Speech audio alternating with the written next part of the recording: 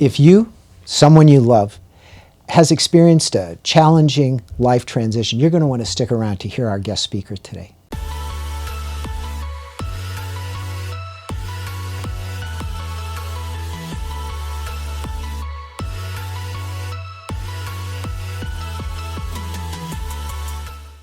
Hi, and welcome to the Binmin podcast.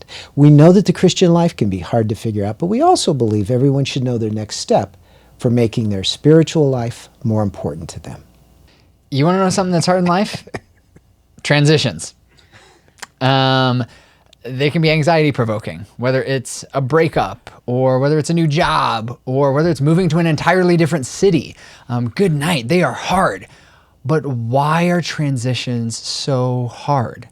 And what in the world can we do about them? And what does God have to do with all of that? Well, our guest today is going to help us crack that open and figure out a little bit more about transitions. Welcome to Binmin. Binmin stands for But If Not Ministry. And just like the three young men that were thrown into the fiery furnace in Daniel chapter 3, you should be ready for your but if not moment when you need to know and take your next step into your Christian life. Today, we have a very special guest.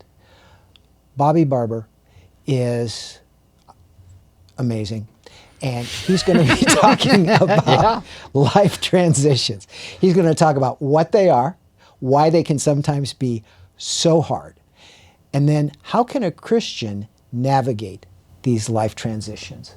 And you've never been through a life transition before, so you can't speak to it from experience, but right? Never. This is all abstract and conceptual to me. I don't know if any of us have ever been there, but I'm really excited because we've had some good, honestly, we've had some good conversations over Thai food and hanging a couple of times. And so I'm pumped to hear about you talk about the topic today. Obviously, I'm Bob, this is Pops, and I think let's jump in and introduce Bobby. You good with that? Yeah, I cool. wish you would. Well, Bobby Barber has a breadth of leadership and ministry experience. Most recently as a leadership and an executive coach. Before that, being the founder and lead pastor of a local church. And before that, being on staff as a key leader in the campus ministry crew, specifically focusing as a team leader in the city of Indianapolis. So, man, your professional experience has allowed you to help college students, Christians, even top executives all figure out a similar theme, transitions. So I can't wait to get started, and it is really good to have you here today. It's good to be here. Great. Bobby, let me just ask the first question. So many people are afraid of life transitions. Is that something Christians should also be afraid about? Well, the short answer is no, but that's not very helpful, is it? No. And it's not why you're here, actually. So let me back up just a little bit. Yeah. If you think about how we as a society think and the things that we accept to be true about childhood development, adult development, it can really help us as we talk about this topic of transitions.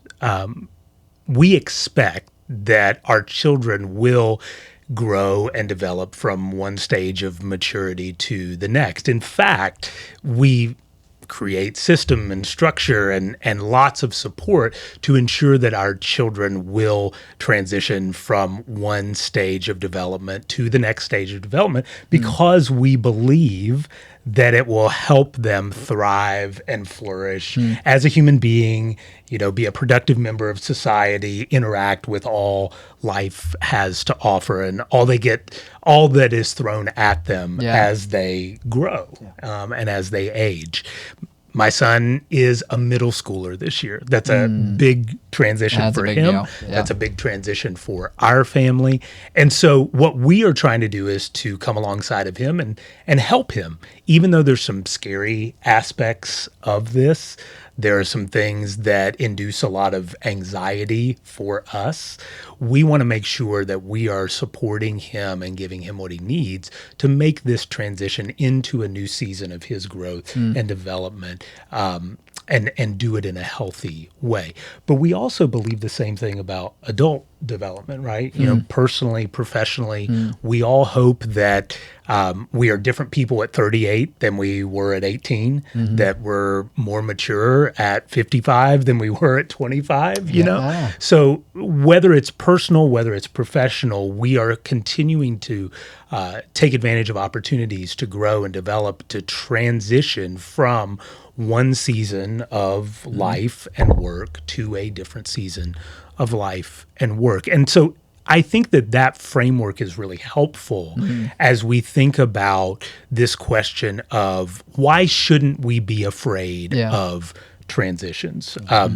Bruce Feiler is an author. He has researched and written about transitions, both life and work transitions, and he defines transitions as a vital period of time where there is creativity and rebirth in our lives, where it gives us the opportunity to connect to meaning and purpose. And I really love that definition because it gives a positive view of life transitions and helps us really move forward in that. And I'll just wrap this question up by saying this.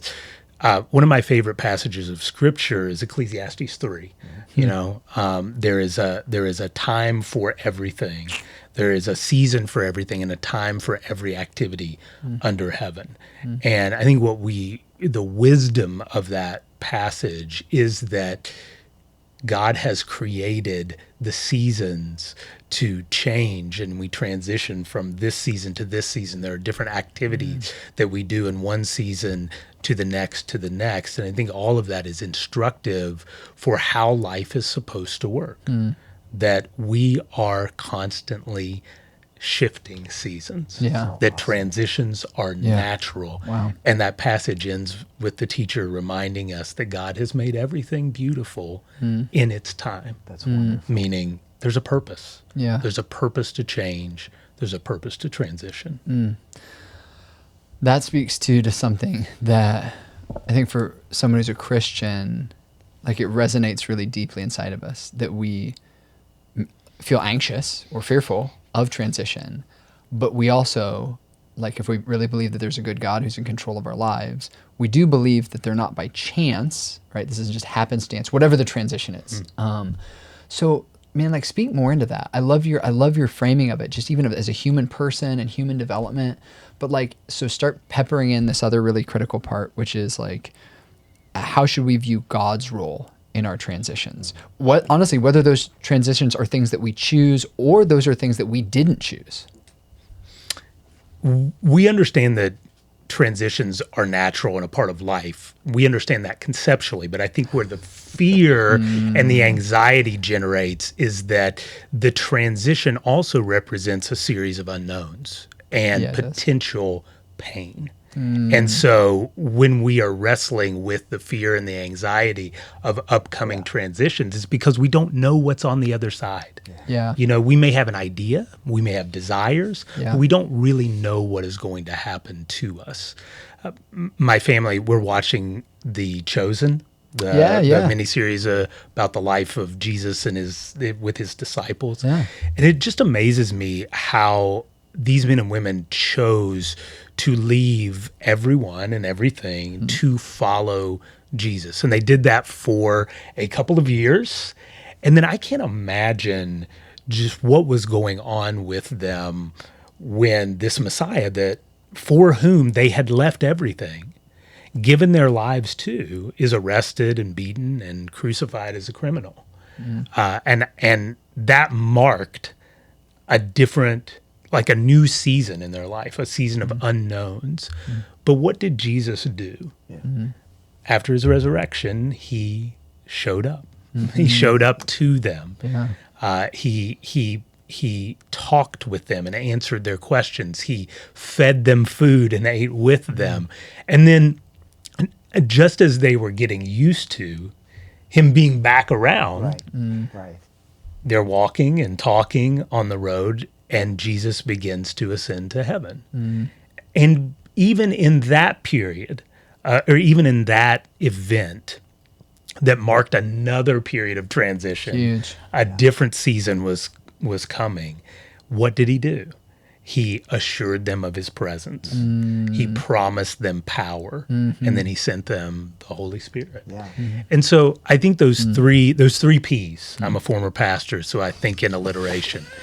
But when we go through life transitions and when there's a changing of season, God offers us his presence. He offers us his power, and he offers us his provision. And that looks different in different seasons because we need different things. Yeah. But those three things are constant: God's presence, God's power, and God's provision. Wow. Yeah. That is so convicting, and it's so wonderful. And you've already taught us so much. I don't even know if you have anything left in your tank, but do you have any additional tips that you can give people that are maybe going through some challenging transitions in their life? And I guess because of our ministry, we're sort of focused on young adults. Do you have anything to speak into that? I do. Good. Bring it. We're ready. Bring it And on. I've got some more alliteration for Yes, you too. alliteration, I have, yes. I have 3 R's. Yes. Three I R's. want it. Bring the R's. So, my first tip is that if you are in a season of transition, that you ritualize. Okay, what does that mean? And so one of the things, in ancient cultures that we've kind of lost in our modern day is the rites of passage. And different cultures would have a series of rituals that they would put their children through that marked the ending of their childhood into adulthood. And I think that as we go through transitions, being able to have some rituals are helpful for us, some acts, some actions that help us close one chapter and open another. My father passed away a couple years ago, and as you can imagine, that was an upheaval in my life and marked a really significant changing of a season. And so what I committed to for the month after his death was to keep a grief journal. And it was a very time specific action or habit, but every time I felt a wave of grief, I would just open the journal up and I would write, and I would write him a letter like I was talking to him. But that really helped me say, okay, this is real. I'm grieving this season that's ended in my life, but I'm also recognizing I have to move forward. So that would be my first tip, is to ritualize. What action can you take to say, this is ended, something new is beginning? The second R is to remember. I mentioned Bruce Feiler, and in his book, Life is in the Transitions, he refers to transitions as autobiographical events, that they provide us with the opportunity to revisit and retell our stories. Sometimes we get an opportunity to tell other people. Other times we get an opportunity to retell our stories to ourselves. So if you are in a transition, take some time to remember the previous season of your life or your work and ask yourself, what do I need to grieve about that transition or about that season that's come to a close? What are some things what am I thankful for? And then also, what do I want to bring with me into this new season? Parts of who I am or relationships that I've made. But telling your story to yourself, remembering what has happened is really important. And then the third R is to renew. And these are the commitments that you make as you are anticipating the new season, that you are renewing your commitments to what you believe, what your core values are, the relationships that are most important to you, and really defining, this is who I want to be, this is what I'm going to be about, and this is who I want to be with me in this new season of life. So those 3 R's, I think, are really helpful to ritualize it, to remember, and to renew those commitments. Yeah. Man, I just want to double click into all 3 of those things, but maybe we can have a more extended conversation about that. So how do we kind of get maybe really practical for this week? So obviously, Binmin is totally committed to helping people find their next step in their spiritual life. And so as you break down, whether it's kind of maybe a part of those 3 R's or something, say there's a young person who's going through a transition right now and it's challenging, what is a next step that someone could take away, pretty practical for their life, even this week or this month? Yeah. Let me drill down into that last one specifically. Define your core values. I talk over and over again with my clients, and this is our approach as we work with clients, is to really help them define those core values of how they make sense of themselves and the world around them. And so I would really encourage you to spend some time asking yourself, what are the values that define who I am? And then how do I put those in my own words and begin to craft that narrative? I think that is a great first step, because that's going to be an asset that not only helps you navigate this transition, but will also be a fantastic asset for you as you're making decisions for your life and your career moving forward. Can you give me one example? Like, what's one core value that someone who's maybe they're a 25-year-old young professional, like, what do you mean by core values, Bobby? Like, just give me one example. Well, I would say that I can't give somebody a core value, but I can.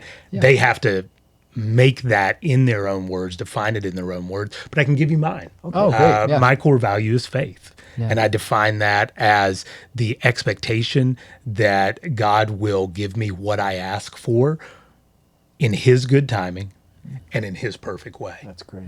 And that as I think about my decisions, my relationships, my conversations that I have coming up this week, that is the core value that I want to lead me into each one of those areas of my life. Wow. Beautiful. Yeah. That's really good. Well, there you go. What is your next step?